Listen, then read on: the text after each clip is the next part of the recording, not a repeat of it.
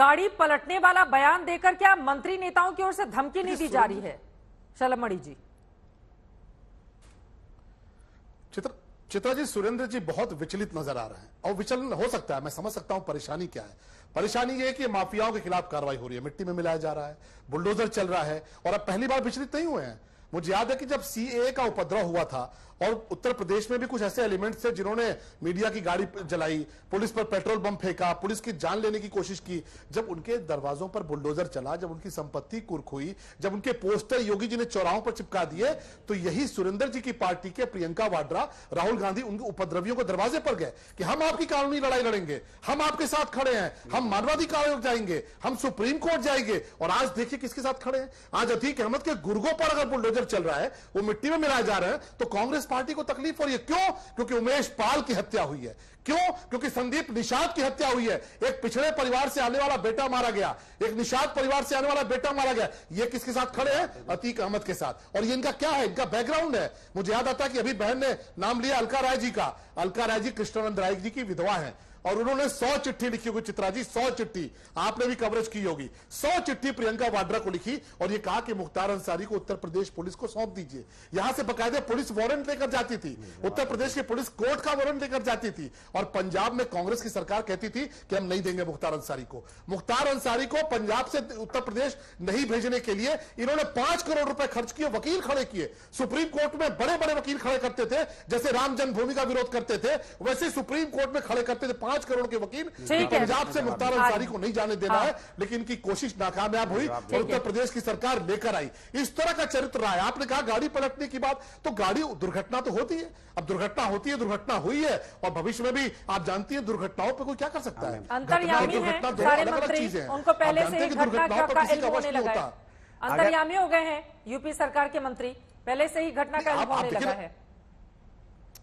आप देखिए चित्रा, मुझे 5 सेकंड सीट बेल्ट लगाइए, सड़क की मुझे बोलने दीजिए।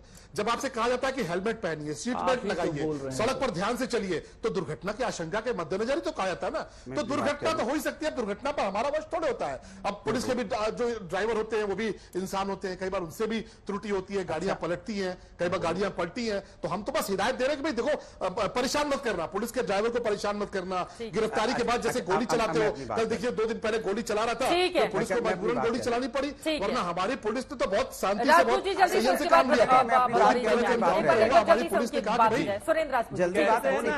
चित्रा जी कहते हैं ना, मैं छोटी सी बात कह दे रहा हूं कि जलते घर को देखने वालों फूस का छप्पर आपका है, आपके पीछे तेज हवा है और मुकद्दर आपका है। उसके कत्ल पे मैं भी चुप था, अब मेरा नंबर आया और मेरे कत्ल पे तुम भी चुप हो, अगला नंबर आपका है। याद रखना शलभ भाई एक चीज।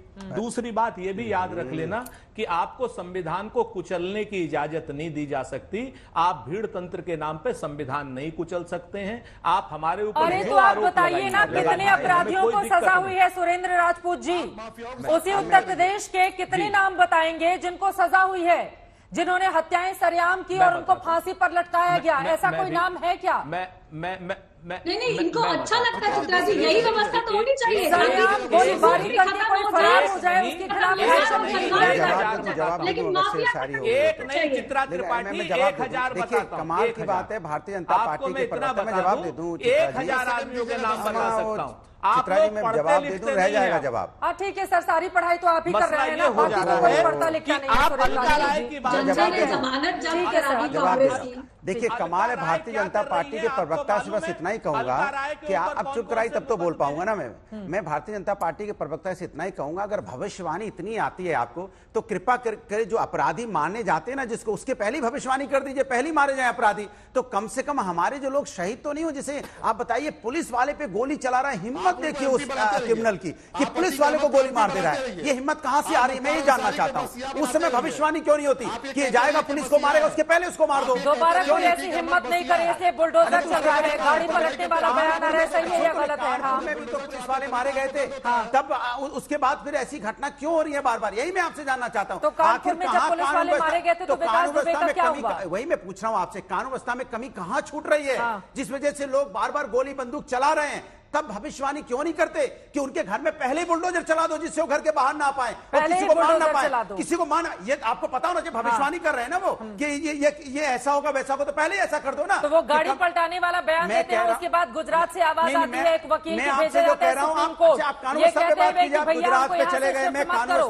अरे अपराधी वहीं पर है, मैं कह रहा हूँ कानून व्यवस्था की बात कर रहा हूँ ना, कि कैसे इन अपराधियों पे हिम्मत कैसे बढ़ रही है।